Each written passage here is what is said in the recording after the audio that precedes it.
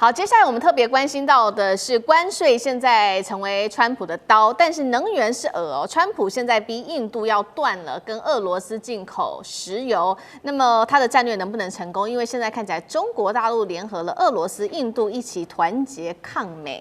等一下，一起的来做关心。好，川普这一次在他的出招下，美国跟印度好不容易达成在贸易上面的一些协议，印度的商品输美关税正式的从25%降到18%。但是这一场贸易其实背后，川普更看重的是石油，他希望能够重新来画一个全球的政治版图。所以呢，他跟印度达成了一些条件。那印度要付出什么代价呢？现在川普跟莫迪说，你要把你的市场给全部开放起来。让我们美国商品到你们那边的关税啊，直接降到0之外，川普跟印度提出的第二个要求就是说，你现在呢？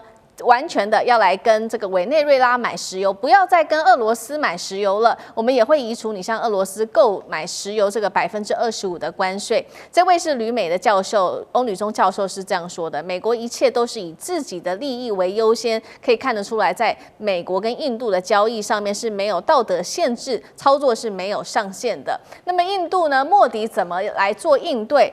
除了说他特别提到这个关税有降到18%之外，印度莫迪在 X 上面其实是完全没有提到任何的其他的有关于跟美国的贸易协议的，反而他这边提到的是说，正式的我们跟欧洲国家达成了 FTA 了，自由贸易协定谈了这么久，终于谈成功了。这个贸易一旦开始实施，涵盖的人口数达到20亿人口，占全球 GDP 的25%。对于莫迪来说，他认为这是一项胜利。除了跟欧盟达成更多在经济上面的协议，他也打算接下来会改善跟中国的关系，松动对中国的投资禁令，那中国也就会重返成为印度最大的贸易的伙伴。所以节目一开始特别来看看这个美印石油的罗生门，川普的目的是要印度去孤立俄罗斯吗？还是川普其实更怕印度现在转向投向欧盟的怀抱，或者是投向中国的怀抱？上这个怎么看？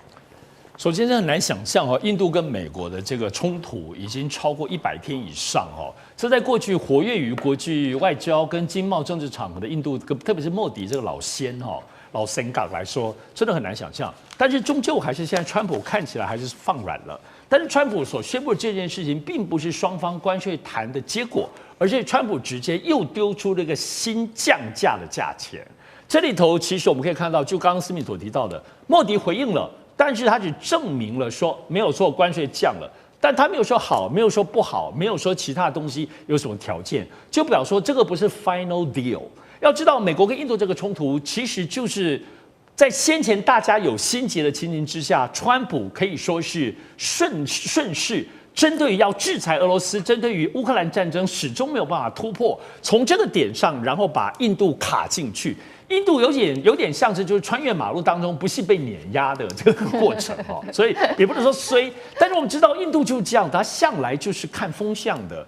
印度人是所有当中，我不能说最聪明，但是真的是最贼或最狡猾的，所以可以看得出来，目前全世界，特别是在达沃斯论坛之后，可以看到欧美所有的国家感受到川普的霸气，这种绝对的强权，大家另寻新的这种突破之道。这当中最关键的，就跟相对来说比较信赖、知道可以长期稳定建立的关系的中国再重新探索。前两天，其实施凯尔英国首相就讲说，中国大陆是一条很大的大象，你摸象腿或摸这个身体上墙壁，把这个古老寓言来的描述，表示说那么多国家跟中国那么多往来，都还在瞎子摸象，那就更不要说是印度。所以我认为印度现在看好吧，跟川普当然终究美印的关系一定会化解，它都是起起伏伏的嘛，不可能永远敌人。但是看到现在所有欧美国家都开始往中国去，而事实上早先。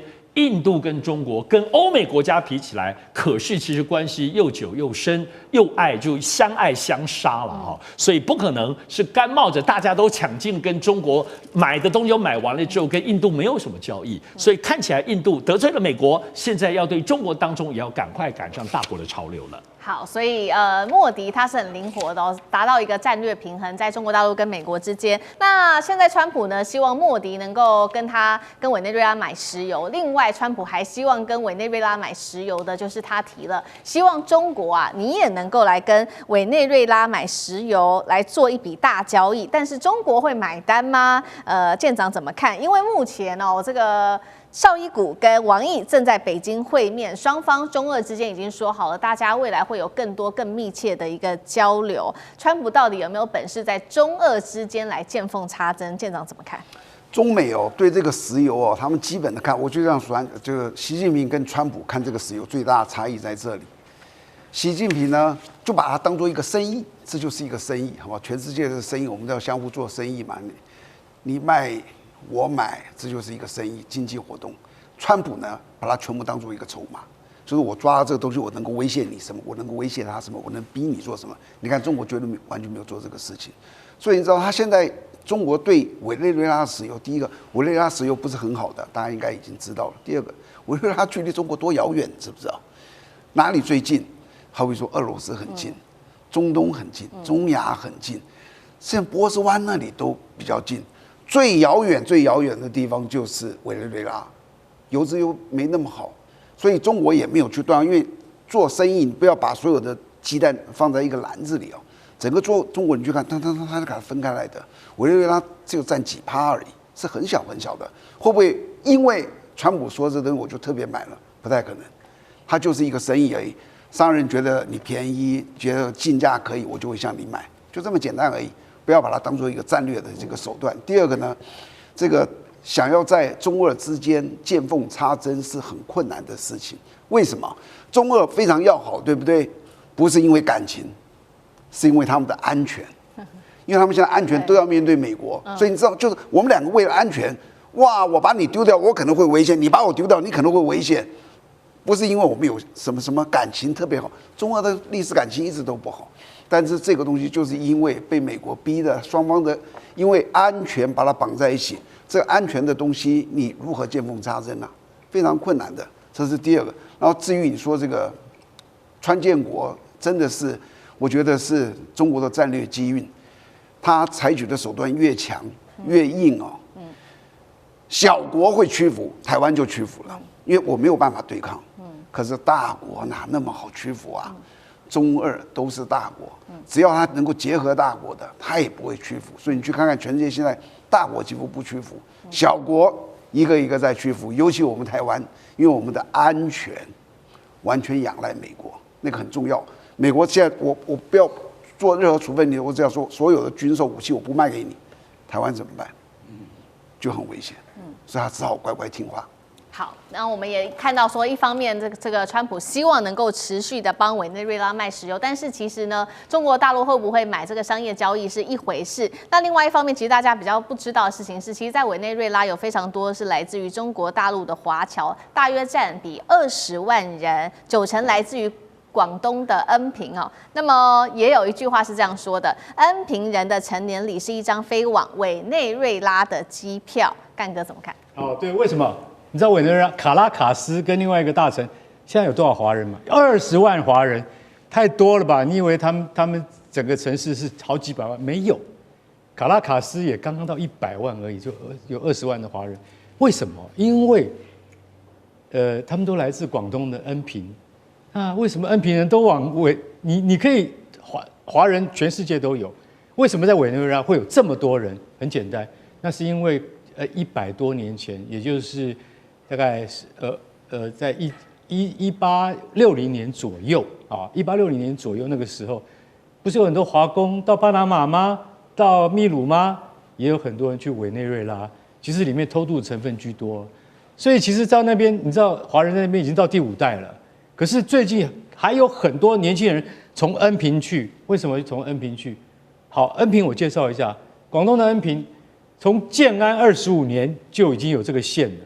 建安25年什么时候？西元220年，也就是2000年前就有这个县了。可是这个县到现在为止，你知道恩平多少人吗？恩平总共的人口是48万人，也就是说，在中国的话，那属于3级以后的城市。那所以说，因为很多人都是耕田，那到了其实改革开放之后，它的经济没有很大的起色，因为它叫做温泉之都，泡温泉的，所以它的经济活动相对没有那么的那个活络。那所以说，他们说以后你长大的话，我就给你一张机票，你就去卡拉卡斯，然后你就那边。现在20万那个中国人在委内瑞拉，他们做什么你知道吗？他们做的跟一般中国人做的一样，餐饮，那个制造、供应链，或者是开超市。他说，大概去卡拉卡斯3年之后，一个劳工就可以开一家超商了。